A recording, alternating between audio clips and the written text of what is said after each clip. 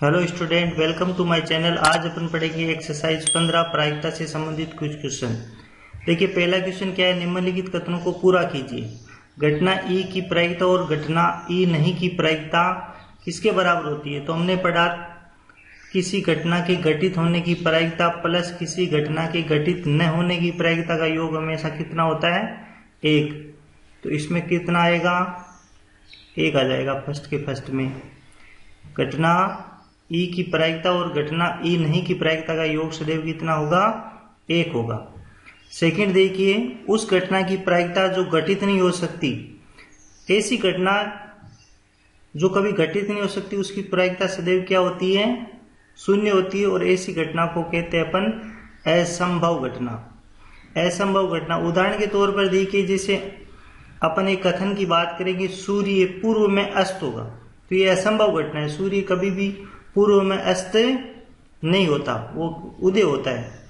तो ऐसी घटना जो कभी घटित नहीं हो सकती उसकी प्रायिकता 0 होती है और इसको बोलते हैं अपन असंभव घटना। अब देखिए थर्ड इसका है, उस घटना की प्रायिकता जिसका घटित होना निश्चित है उसकी प्रायिकता सदैव कितनी होती है? 1 होती है। और ऐसी घटना क्या बोलते हैं? इसको निश्चित घटना। निश्चित घटना उदाहरण के तौर पे बताएं तो सूर्य वाला उदाहरण ले लीजिए। सूर्य पूर्व में उदय होता है, ये निश्चित है, तो इसकी प्रायिकता कितनी हो जाएगी? 1 हो जाएगी। किसी प्रयोग की सभी प्रारंभिक घटनाओं की प्रायिकता का योग सदैव कितना होता है? 1 होता है। जैसे अपन एक सिक्के की बात करें तो हेड आने की प्रायिकता 1/2 होती है, टेल आने की प्रायिकता 1/2 होती है। इन दोनों को जोड़ें तो आपके पास इनका योग कितना आएगा? 1 आएगा। पासे में देखिए, किसी अंक के आने की प्रायिकता 1/6 होती है, 2 आने की प्रायिकता 1/6, 3 आने की प्रायिकता भी 1/6, 4 आने की प्रायिकता 1/6, 5 आने की प्रायिकता 1/6 और 6 आने की प्रायिकता 1/6। अगर इन सबको जोड़ें तो इनका योग भी कितना आएगा? 1 आएगा। तो किसी प्रयोग की सभी प्रारंभिक घटनाओं की प्रायिकता का योग सदैव कितना होता है? 1 होता है। अब देखिए, किसी घटना की प्रायिकता हमेशा क्या 0 से बड़ी या उसके बराबर और 1 से छोटी या उसके बराबर होती है। प्रोबेबिलिटी का मान होता है वो हमेशा 0 से बड़ा या बराबर और 1 से छोटा या 1 के बराबर होता है। तो इसमें क्या आ जाएगा? किसी घटना की प्रायिकता 0 से बड़ी या उसके बराबर तथा 1 से छोटी या उसके बराबर होती है। नेक्स्ट क्वेश्चन देखिए। नेक्स्ट क्वेश्चन में निम्नलिखित कथनों में किन किन प्रयोगों के परिणाम समप्रायिक है स्पष्ट करना है। तो सबसे पहले देखिए, समप्रायिक का आपको अर्थ समझना होगा। समप्रायिक क्या होता है? जब किसी प्रयोग में किसी घटना के सभी परिणाम प्राप्त होने की संभावना समान रहती है। संभावना क्या रहती है? समान रहती है। वो समप्रायिक परिणाम कहलाते हैं। तो देखिए, एक ड्राइवर कार चलाने का प्रयत्न करता है, कार चलना प्रारंभ हो जाती है या कार चलना प्रारंभ नहीं होती। ये समप्रायिक परिणाम है नहीं है। क्यों नहीं है? मान लीजिए कार खराब है, ड्राइवर अच्छा है तो भी नहीं चलेगी। कार अच्छी है, ड्राइवर नहीं है अच्छा तो भी नहीं चलेगी। यानी इसके जो परिणाम है वो समान है नहीं है। अगला देखिए, एक खिलाड़ी बास्केटबॉल को बास्केट में डालने का प्रयत्न करता है, वह बास्केट में बॉल डाल पाती या नहीं डाल पाती, ये भी समप्रायिक नहीं है। क्यों नहीं है? मान लीजिए खिलाड़ी है वो ट्रेंड नहीं है, ठीक है, तो बास्केट में बास्केटबॉल डालने की प्रायिकता कम हो जाएगी। अब सामने वाली टीम पर भी निर्भर करता है कि सामने वाली टीम कैसी है, तो इसमें अलग अलग परिस्थितियों पर इसकी प्रायिकता निर्भर करती है। तो इसमें भी परिणाम है वो समप्रायिक नहीं है।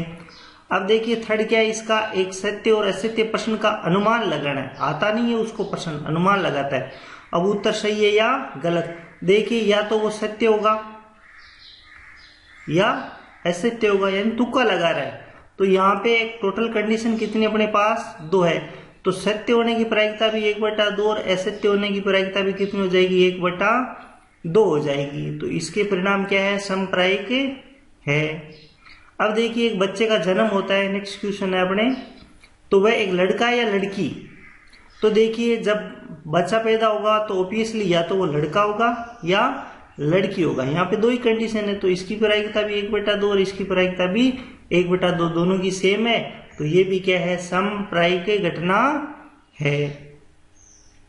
अब तीसरा क्वेश्चन है, एक फुटबॉल के खेल प्रारंभ करते समय ये निर्णय लेने के लिए कौन सी टीम पहले बॉल लेगी, इसके लिए सिक्का उछालना एक न्याय संगत विधि क्यों माना जाता है। देखिए, कोई भी गेम प्रारंभ हो, सिक्का हमेशा उछाल के ये निर्णय किया जाता है कि कौन सी टीम पहले खेलेगी। तो ये न्याय संगत विधि क्यों है। देखिए, सिक्के में कुल परिणाम कितने होते हैं, 2 होते हैं, हेड और टेल, ठीक है। और प्रत्येक की प्रायिकता कितनी होती है, 1/2 और 1/2, यानी इन दोनों की प्रायिकता क्या है, सेम है। यानी किसी के साथ अन्याय नहीं होगा। जब अपन ठोस करेंगे तो ये समान प्रायिकता देगा, जीतने की भी और हारने की भी ठोस। इसलिए कोई भी गेम प्रारंभ करने से पहले हमेशा सिक्का उछाल के ही देखा जाता है। इसलिए इसको न्याय संगत विधि मानते हैं, क्योंकि इसमें दोनों की प्रायिकता क्या है, सेम है। अब देखिए, निम्नलिखित में से कौन सी संख्या घटना की प्रायिकता नहीं हो सकती। चौथे का पहला क्या है, 2/3 है। तो देखिए, 2 में 3 का भाग देंगे, कितनी बार जाएगा, 0.6 6 18 6 18। और प्रायिकता का मान हमेशा क्या होता है, 0 से बड़ा या बराबर, लेकिन 1 से छोटा या 1 के बराबर। तो ये क्या है, 0 और 1 के बीच में है, इसका मतलब ये प्रायिकता है। अब देखिए, दूसरा क्या है, बी -1.5। देखिए, प्रायिकता कभी भी ऋणात्मक नहीं होती है, तो ये आपके किसी घटना की प्रायिकता नहीं है, क्योंकि या तो 0 होगा या 1 होगा, या इन दोनों के बीच में होगा। तीसरा क्या अपने पास, 15%, तो 15/100। अब देखिए, दशमलव लग जाएगा 2 के बाद में, तो 0.15, या 0 से बड़ा और 1 से छोटा और दोनों के बीच में है। इस कंडीशन में ये मान फिट बैठ रहा है, इसलिए ये प्रायिकता हो सकता है। अब दूसरा क्या है इसका, नेक्स्ट अपने 0.7, तो ये भी 0 और 1 के बीच में है, तो ये भी क्या है, किसी घटना की प्रायिकता है। अब नेक्स्ट क्वेश्चन 5वां क्या अपने पास, क्या प्रोबेबिलिटी ऑफ ई, यानी किसी घटना के घटित होने की प्रायिकता कितनी दे रखी है, 0.05 दे रखी है। आपको ई नहीं ज्ञात करना है, तो अपने पास फॉर्मूला क्या है, किसी घटना के घटित होने की प्रायिकता प्लस किसी घटना के घटित न होने की प्रायिकता, इन दोनों का योग सदैव कितना होता है, 1 होता है। तो यहाँ पे देखिए, 0.05 प्लस PE0 बराबर 1, तो किसी घटना के घटित न होने की प्रायिकता ये हो जाएगा 1 - 0.05। 1 में से इसको आप माइनस कर दीजिए, तो कितना आएगा, 0.95 आ जाएगा। तो ये हो जाएगा आपके E0 का मान 0.95।